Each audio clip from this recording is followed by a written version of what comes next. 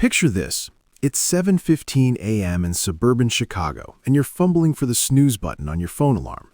The coffee maker gurgles like it's judging you, and outside, the gray slush from last night's snow is already turning your driveway into a skating rink. You throw on yesterday's slacks because who has time for ironing, chug that first cup of Joe black as midnight, and hop in the car for the 45-minute crawl to the office.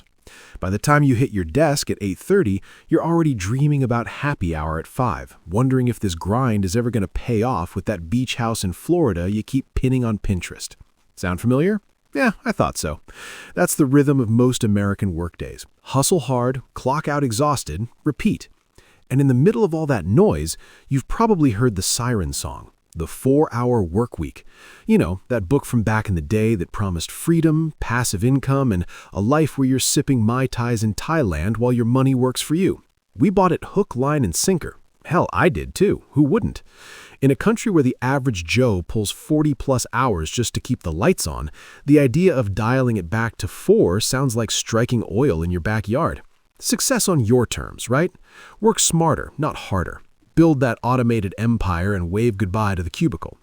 But here's the thing, and I'm going to say it straight, no chaser. That 4-hour dream, it was a lie. Not a total scam, mind you, but a half-truth dressed up as gospel.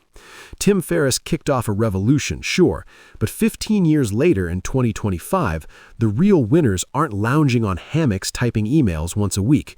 They're quietly putting in about 12 hours a week on average, and yeah, they're clearing $400K or more a year. I know because I talked to 41 of them. Founders, consultants, creators who've cracked the code without burning out or selling their soul to venture capital. So what's the hidden lie here? It's not about working less, it's about working different. That 4-hour fantasy ignored the invisible costs, the endless tweaking of funnels, the client fires you can't automate away, the tax on your sanity from chasing passive income that feels anything but. And the math? It doesn't add up unless you've got leverage baked in from day one. We're talking real leverage, not some drop-shipping side hustle that nets you $200 a month after ads eat your lunch. Let me break it down with some simple math, the kind you'd scribble on a napkin at a diner. Say you're gunning for that $400K mark, like these folks I interviewed. In a traditional setup, you're trading 2,000 hours a year. That's 40 hours times 50 weeks, for maybe $150K after taxes if you're lucky in tech or sales. Do the division? That's $75 an hour, give or take. Solid, but you're glued to a screen or a conference call, missing your kid's soccer game or that hike in the Rockies you've been meaning to take. Now flip it. These 12-hour week players, they're averaging 624 hours a year. Same $400K goal. Crunch it, $641 an hour. Whoa, right? That's not magic, it's math. They're not billing time, they're selling outcomes. A software tool that scales, a newsletter that monetizes trust, a consulting gig where one strategy session pays for a month's mortgage. No jargon, just straight numbers. If your hour generates $641 instead of $75, you don't need 26 hours to match a full week's grind. You need 3, and the rest, that's your margin. But numbers on a page don't hit home until you see them breathing. Let me introduce you to Alex. Real guy, not a composite, but I'll keep his last name out of it. Alex is 38, lives in Austin now after ditching Denver's snow for good. Back in his corporate days, he was a mid-level project manager at a logistics firm. 120K salary, company car, the works. Wake up at 6, gym if he wasn't too beat, then emails till his eyes crossed. Lunch was a sad turkey wrap at his desk, afternoons buried in spreadsheets, home by 7 to microwave leftovers and scroll LinkedIn for better opportunities. Weekends? Grocery runs and binge-watching Yellowstone to pretend he was outdoorsy. Fast forward 3 years, Alex built a niche agency helping e-com brands optimize supply chains. Think AI tweaks for faster shipping without the headaches. Now his office is a standing desk in his converted garage, overlooking a yard where his rescue mutt chases squirrels. Mornings start at 8 with a pour-over from that local roastery everyone raves about. He blocks 2 hours for deep work, reviewing client dashboards, firing off one killer loom video that solves a pain point. Lunch is tacos from the truck down the street, real ones with carnitas that melt in your mouth, eaten on his porch swing. Afternoons, he might hop on a 90-minute strategy call with a client in New York, then wrap by 2. The rest of his week flexes around life. Picking up his daughter from school on Tuesdays, hitting the green belt for a trail run Wednesdays, date nights with his wife that don't end in yawns. Saturdays are for volunteering at the animal shelter or tinkering with his vintage motorcycle. And Sundays, sacred off-limits. No screens, just family and maybe a craft beer on the patio. Alex pulls about 11 hours a week now, netting $380,000 last year. Not flashy, no Lambo in the drive, but his life? That's the flex. See, Alex isn't some unicorn. He's just intentional. But let's get real about the trade-offs. That corporate gig, it wasn't just a paycheck, it was a thief in disguise. Every overtime hour chipped away at something irreplaceable. Time. So let's translate those dollars back into hours of your life, because money's just a proxy for freedom anyway. Take that $120K Alex used to make. After taxes and the bite from health insurance, call it $90K take-home. Sounds decent, huh? But you're working 2,080 hours a year, including those sneaky unpaid evenings checking Slack. Divide it out, about $43 an hour after the government's cut. Now, what if you flipped that script? Instead of trading life for cash, you stack it the other way. Those 12 hours Alex invests at $641 an hour, it's not just income, it's equity in your calendar. Think about it this way. Every extra hour you claw back is 60 minutes you own. Not your boss's, not your inbox's, yours. For Alex, that means 1,456 hours a year unclaimed by work. What's that worth? If you're like most folks, it's weekends without the guilt hangover, vacations that recharge instead of stress you out, or hell, just staring at the ceiling with zero agenda. But the emotional math, that's where it stings. That old job stole mornings with your coffee going cold while you doom-scrolled emails. Now, Alex got buffer for the curveballs, sick kid, spontaneous road trip, or just saying yes to a friend's barbecue without checking his calendar first. And yeah, it confronts you, doesn't it? Why are we okay trading our prime years for a 401k that might outlive us? Because we've been sold this identity, the hustler, the grinder, the one who earns it the hard way. But what if I told you to reframe that?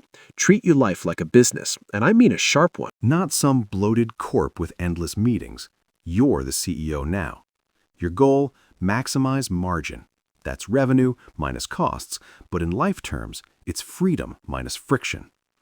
Efficiency isn't about cramming more into less time, it's about leverage, tools, networks, skills that multiply your output without multiplying your input. Alex's agency, Leverage City. One AI script he built automates 80% of his client audits, turning what used to be a full day's slog into 30 minutes. His network? A tight crew of 20 ex-colleagues who refer deals without him cold calling. No one's saying quit your day job tomorrow, but start auditing your own P&L. What's your hourly rate really? Where's the fat? Those status meetings that go nowhere, the busy work you could delegate or delete. Identity shift complete. You're not a cog, you're the engine, and engines run lean. These 41 folks I interviewed, they don't chase shiny objects, they build moats, defensible edges like proprietary knowledge or recurring revenue that pays while they sleep. But it's not about going full nomad, it's about owning your leverage so work serves you, not the other way around. All right, enough theory, you want the playbook, right? Based on those interviews, here's a realistic schedule template to test drive. No extremes, no wake at 4 a.m. and meditate for hours BS. This is for real people with mortgages and Netflix queues. Aim for 12 hours spread smart. Focused bursts, not marathons. Tweak it to fit your groove, but the bones work. Week starts Monday, but keep it light. Block 8 to 10 a.m. for creation. That's your high leverage zone. Build the thing, write the post, code the feature, outline the service. No distractions. Phone on Do Not Disturb. Maybe some lo-fi beats if that's your jam. That's 2 hours. Tuesday and Thursday mirror that. 8 to 10 a.m. creation again. By now, you're stacking wins, content that compounds, systems that scale. Afternoons, off, unless a fire needs putting out, but cap it at 1 hour max for quick reviews. Wednesday's your connection day, 9 to 11 a.m., outreach or networking. Not spray and pray LinkedIn DMs, thoughtful pings to 5 people who could collaborate. Follow up on warm leads from last week. These 41 all swore by this. Relationships are your unfair advantage. One good convo can land a $50K deal. Friday, wrap and reflect. 10 a.m. to noon, client touchpoints or metrics check. What's working? Tweak one thing. Then log off. Weekends are yours. Recharge, family, whatever fuels the tank. Total? About 12 hours. But the magic, it's in the gaps. Use that freed up time to skill up. Read one chapter of a book on your niche, or walk the dog without earbuds. Small levers, big shifts. Start small. Pick one block this week. Swap a pointless meeting for creation time. Track your hours for 7 days. What's your real rate? You'll see the leaks fast. Then plug them. Negotiate remote Fridays if you're still W-2. Outsource the laundry if it buys you headspace. These aren't hacks, they're habits. And over months, that compounds like interest in a high-yield account. Look, the 4-hour myth got us dreaming, and that's not nothing. But the truth, the 12-hour reality, is better. It's not escape, it's command. These winners aren't richer because they work less. They're free because they work right. Time isn't money. It's the only currency that doesn't inflate. So why spend it on someone else's balance sheet?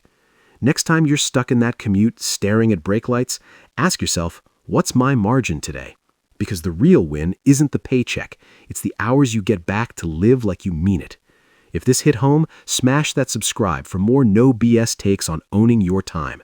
Drop a comment. What's 1 hour you'd reclaim first? Share this with a friend grinding too hard. They'll thank you. Talk soon.